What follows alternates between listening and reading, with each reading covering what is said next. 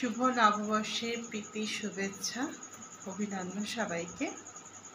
আমি রবীন্দ্রনাথের একটা কবিতা পাঠ করছি, যেটা হচ্ছে ভীষণ সুন্দর একটা মানে আছে, ভীষণ সুন্দর, খুবই ভালো লাগবে সবার। যাই হোক, কবিতাটার নাম যেটা হচ্ছে রবীন্দ্রনাথের কৃপণ।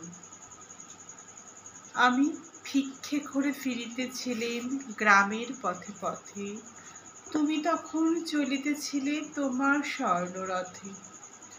অপূর্ব এক স্বপ্ন সম লাগিতেছিল চক্ষে মম, কি বিচিত্র শোভা তোমার, কি বিচিত্র সাজ। আমি মনে ভাবিতেছিলে এ কোন মহারাজ।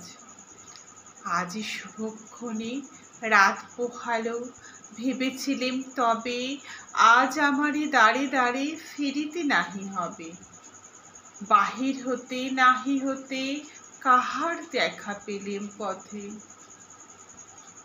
চলিতে রথ ধনধান্য ছড়াবে দুই ধারে, মুঠা মুঠা কুড়িয়ে নেব ভারে ভারে। দেখি সহসা রথ থেমে গেল আমার কাছে এসে, আমার মুখ পানে চেয়ে নামলে তুমি হেসে। দেখি মুখে প্রসন্নতা জুড়িয়ে গেল সকল ব্যথা। হেনকালে কিসের লাগে তুমি অকস্মাৎ, আমায় কিছু দাও গো বলে বাড়িয়ে দিলে হাত। মরি, এ কি কথা রাজাধিরাজ, আমায় দাও গো কিছু। শুনে ক্ষণকালের তরে রইনু মাথা নিচু।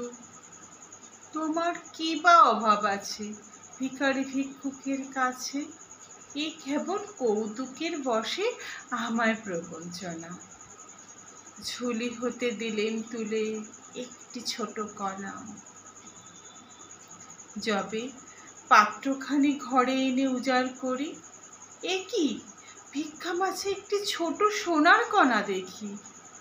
দিলেন যার আজ ভিখারিরে, স্বর্ণ হয়ে এলো ফিরে। তখন কাঁদি চোখের জলে দুটি নয়ন ভরে, তোমায় কেন দিইনি আমার সকল শূন্য করে।